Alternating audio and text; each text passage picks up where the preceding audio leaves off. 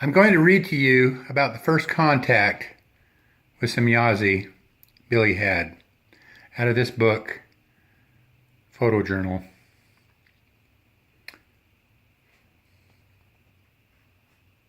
It's quite interesting.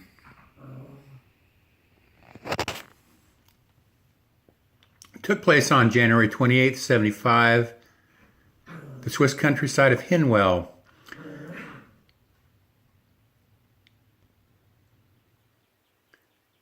As Mr. Meyer looked across the empty road toward the meadow of the forest beyond, noting to himself how remote they seemed, suddenly it began. Meyer heard a very unusual sound, a low throbbing, humming sound that defied description.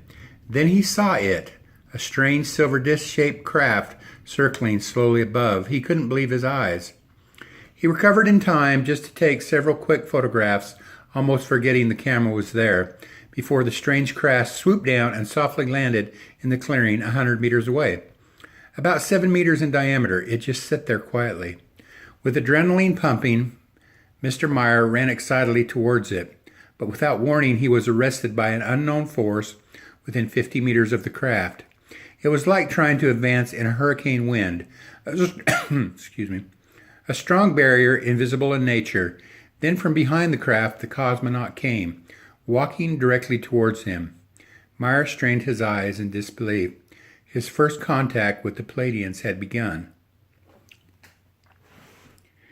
You call us extraterrestrials or starmen, and you attribute to us superhuman powers, even though you do not know us. Regarding this, we are men, like you, but our knowledge and our understanding exceeds yours considerably, especially in the technical field.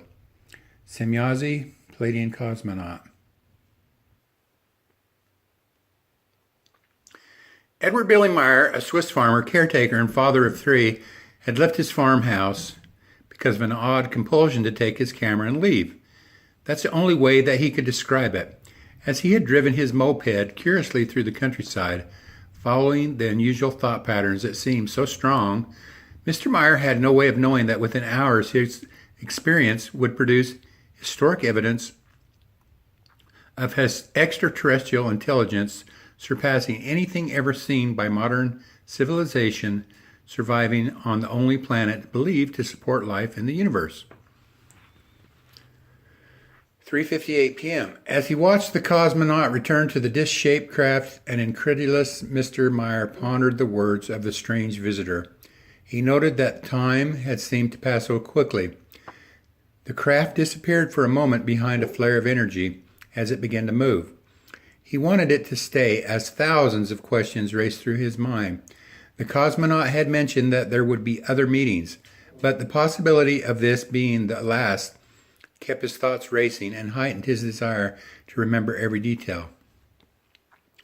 The craft continued to rise, now clearly visible, with a reddish-blue light appearing to radiate completely around the outer edge.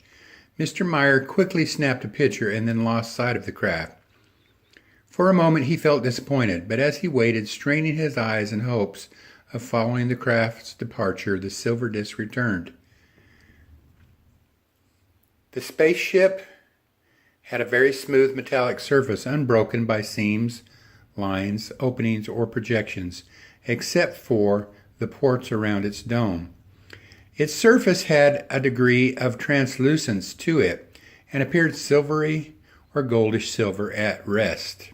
Yet the metallic finish seemed to go through color changes in flight. Having no markings or emblems of any kind, its surface seemed highly polished and reflected the sunlight brilliantly. In a fraction of a second, these observations were struck into memory with the exhilaration of the moment. Mr. Meyer snapped a final picture as the craft turned overhead. As he watched it suddenly flash away out of sight, ending the experience as quickly as it began.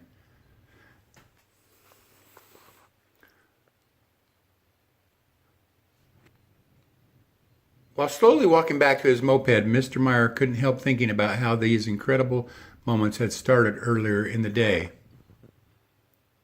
With those strange, compelling feelings and those thought pictures that had led him all the way here.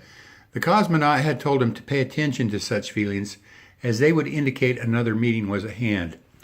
Time after time, he followed these same impulses in the ensuing months, returning home after each event with rolls and rolls of undeveloped film and reports of phenomenally detailed conversations with beings from the star system known to us as the Pleiades. These unworldly meetings took place at all hours of the day and night, leaving substantial evidence in their wake.